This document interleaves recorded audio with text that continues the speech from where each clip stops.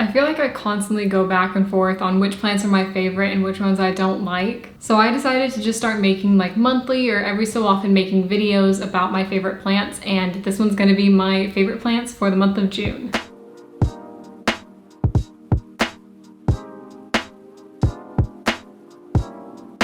I'm not promising that these are gonna stay my favorite plants for the entire month, and you might see a video like a week after this and it's me changing my favorites up again, but as of right now, these are my favorites. Coming in at number 1 is my Begonia maculata, and this one is only recently my favorite because I recently repotted it and checked out its roots to make sure it was doing okay and everything, and the roots were not doing super hot, but now it's all repotted and happy, and I also potted in some cuttings. That's what this big leaf in the front is from. And it's been looking so much cuter since then, and I can just tell it's a lot more happy, and it's already starting to like give me some new growth on it too. So it responded really well, and I feel like whenever we can take care of plants like effectively and we do a good job with them, they turn into like being some of our favorite plants because we have just like a bigger attachment to them, I guess. So yeah, this one is one of my favorites right now, and it's probably at the top of the list just because I was able to kind of like rehab it so recently. And just so you know, the reason my maculata was not happy was because there was one of those little mesh plant starter things around the bottom of the plant, so it was confining the roots and making it so the soil couldn't drain properly.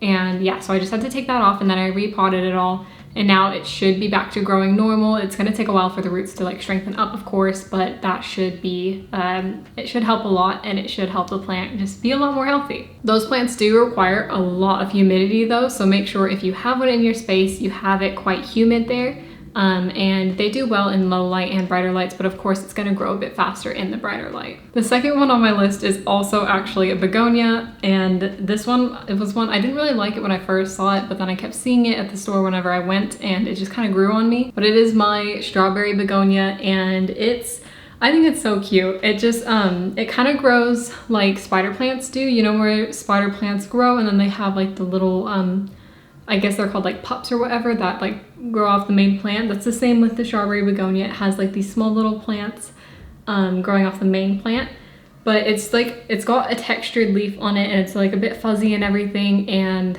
yeah, it's just kind of fun because I like a lot of different textures, and it's just like a completely different looking plant in my space. So it just fit right in really. But it's just so fun. I really like the leaves, and like I said, they're quite fuzzy. And the underside is all red and like kind of spotty a bit, and I guess that's why it's called a strawberry begonia, but I just thought it was super fun, along with like the little pups that grow on the back here. So yeah, he's just kind of one of the newer additions that I just really like. And that one I haven't had for a super long time, so I'm not positive what kind of care they take and if I'm even doing it right, but it seems happy so far, so it seems like it just kind of takes whatever really. I'm sure they benefit from higher humidity and probably brighter light just like every other plant, but it seems to be happy so far and just like bright light with high humidity. This is another favorite right now, and this one's usually one of my favorites anyways. It's my ruby ficus elastica or ruby rubber tree, but this one is one of my favorites right now because it's just barely started to grow again after the winter season. And yeah, it's starting to put out like a new leaf every single week, which is super exciting because it was a fast grower for me before it like went into dormancy. And now that it's finally waking up, it's starting to grow again, and I haven't seen this guy grow since October of last year. So I'm super excited about that, and I think that's why it's like in my favorites list right now. But if you can just see those little tiny leaves right there, I just think they're so cute. And of course, they're a lot smaller than all the original foliage, but it's gonna be smaller after going to dormancy, and just like it had a shock in like change of environment and that sort of stuff. So the leaves are going to be a bit stunted. But it seems like they're kind of picking up in like size really quickly, so I'm not too worried about that. This one as well, I kind of have this one in brighter light than I think you're supposed to, because you can probably burn like the variegated parts of this plant a bit easier than, you know, just a burgundy rubber tree or anything like that.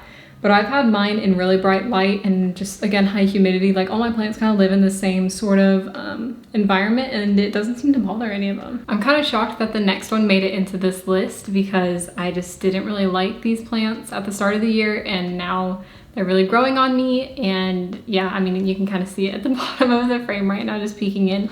But that is my HOYA PUBICALYX, and it's clearly taken off since I've gotten it. I got it like a couple months ago maybe, and this entire stem is completely new. And I think it's really fun. Like, I know that there's no leaves on this, so it's not like, you know, the most exciting new growth by any means, but it keeps trying to wrap around a bunch of the vining plants that I have hanging above it and all that sort of stuff, and it's so stupid to say, but like, you know, like it has so much personality and it's really fun to just kind of watch grow and watch it wrap around things and then like go and untangle it and all that sort of stuff. But he's definitely grown on me. He only has these 2 new leaves up here, are the newest like signs of growth. But I think for Hoya, it's like they grow out the long stem first and then they start popping out leaves a lot later.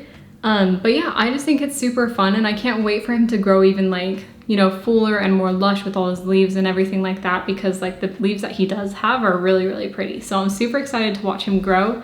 And it's kind of just been like a fun, different, like new experience considering that he's my first Hoya and I only really have like philodendron and like pothos and all that sort of stuff. But speaking of pothos, the next one on my list is my neon pothos, and that's because he has grown so much since I first got him. And it kind of snuck up on me, like it didn't really seem like he was growing super fast, but then I got him down to water the other day and I realized like, oh my gosh, he's trailing so much more than he was like a month ago or so.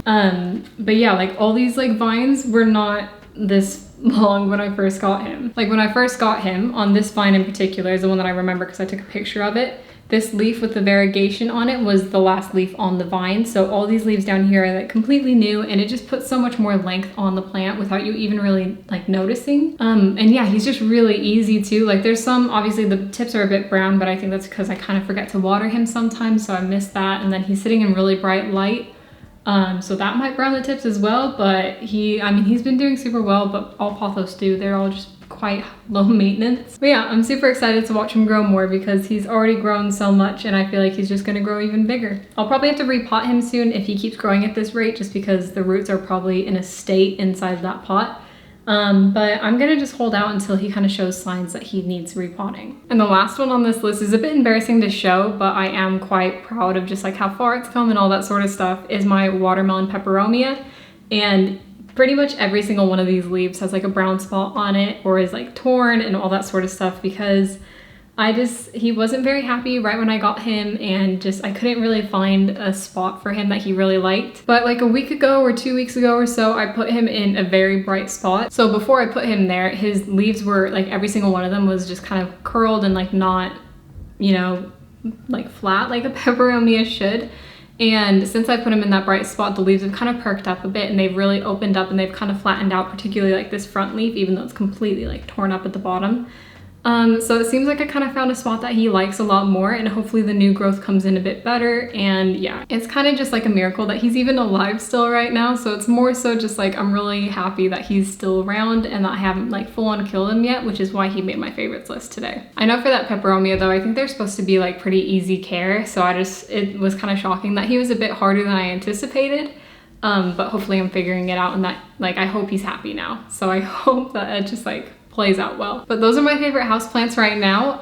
Let me know what your guys' favorites are as well down in the comments below, and thank you so much for watching. If you liked any of these plants, please give the video a thumbs up and subscribe for more. Thanks for watching, guys. I'll see you later.